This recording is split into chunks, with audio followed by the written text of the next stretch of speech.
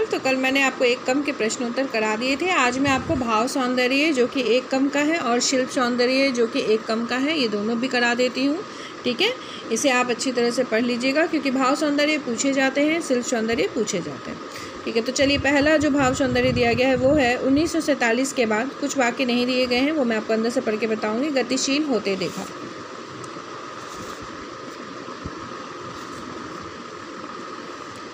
1947 के बाद इतने लोगों को इतने तरीकों से आत्मनिर्भर, मालामाल और गतिशील होते देखा। तो इन 3 वाक्यों का आपको भाव सौंदर्य बताना है। भाव सौंदर्य में आप क्या लिखेंगे? इन पंक्तियों में यह भाव प्रकट किया गया है कि स्वतंत्रता मिलने के बाद देश की आस्थावान, ईमानदार और संवेदनशील जनता का मोह भंग हो गया। जितने भी ईमानदार लोग थे उनकी जो संवेदनशीलता थी, अच्छाई करने की जो इच्छा थी, वो खत्म हो गई।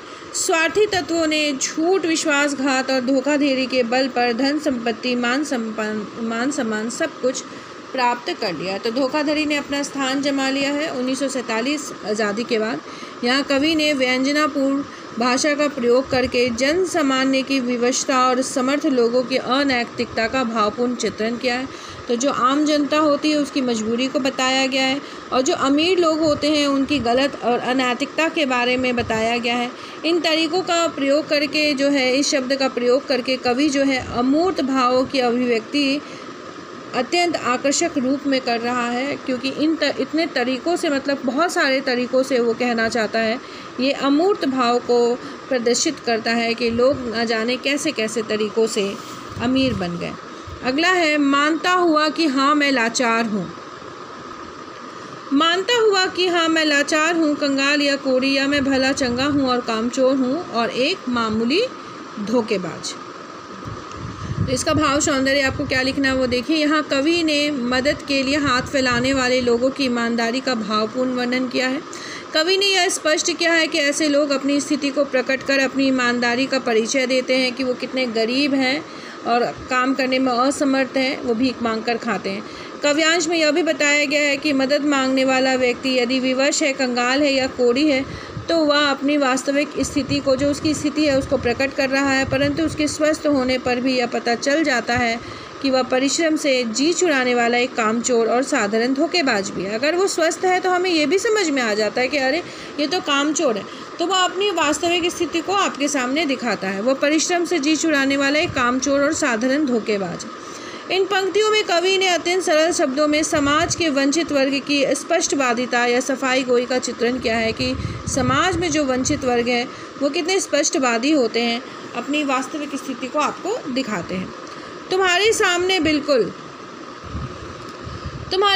बिल्कुल नंगा, निंदा, जो निराकांक्षी, मैंने अपने को हटा लिया है हर ओर से। मैं तुम्हारा विरोधी, प्रतिद्वंदी या हिस्सेदार नहीं हूँ।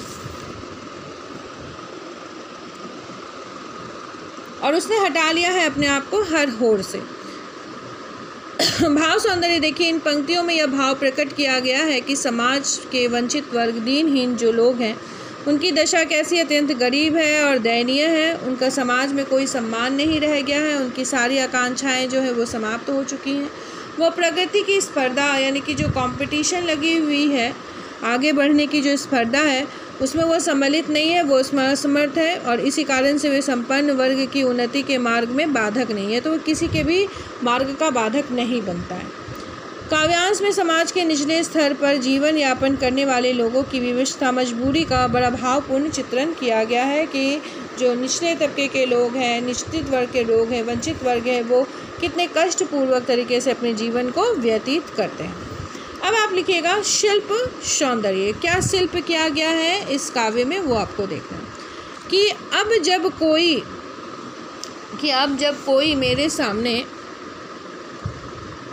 आगे कोई हाथ फैलाता है 25 पैसे, एक चाय या 2 रोटी के लिए, तो जान लेता हूँ मेरे सामने कि ईमानदार आदमी, औरत या बच्चा खड़ा। इन पंक्तियों में समाज में याचना के द्वारा, रिक्वेस्ट के द्वारा जीवन यापन करने पर विवश लोगों को ईमानदार बताते हुए उनके प्रति सहानुभूति का भाव प्रकट किया गया है। क्या प्रकट किया गया है? सहानुभूति का भाव प्रकट किया गया। भाषा में सरलता है, 25 पैसे, एक ईमानदार आदमी औरत में अनुप्रास अलंकार है और काव्यांश की रचना मुक्त छंद है। तो ये विशेषता है, इसे आपको ज़रूर बताना है। ये विशेषता होती है जब आप व्याख्या लिखते हैं ना, तो उसकी जो विशेषता होती है उसे शिल्प सौंदर्य कहते हैं। मैं तुम्हारा विरोधी प्रतिद्वंदी या हिस्सेदार नहीं। मुझे कुछ देकर या ना देकर भी तुम कम से कम एक आदमी से तो निश्चित रह सकते हो। इन पंक्तियों में यह भाव प्रकट किया गया है कि वंचित वर्ग प्रगति की दौड़ से बाहर हो चुका है। ठीक है, हाशिए से नीचे चला हुआ गया व्यक्ति जो होता है वो इस दौड़ से बाहर है। किस दौड़ से? प्रगति की दौड़ से। वह संपन्न वर्ग की राह में कहीं पे भी बाधक नहीं है। भाषा में गंभीरता है, व्यंजनात्मक शैली है, शब्दों का उपयुक्त चयन है और कम से कम तथा एक आदमी में अनुप्रास अलंकार। ये विशेष बातें और ये भाव। तो शिल्प सौंदर्य में आपको दोनों लिखना होता है और भाव सौंदर्य में आप भाव ही लिखते हैं। और काव्यांश के बारे में सिर्फ इतना बताते हैं कि भाषा कैसी है, या गंभीर है, भावात्मक है, कैसी है। तो दोनों को थोड़ा सा अलग समझ करके आपको अर्थ के साथ में बताना है। इसको आप अच्छे से पढ़ लीजिएगा। मैं आपको PDF बनाकर भेज दूँगी, उसके बाद आप इसे लिख करके याद कीजिएगा। धन्यवाद।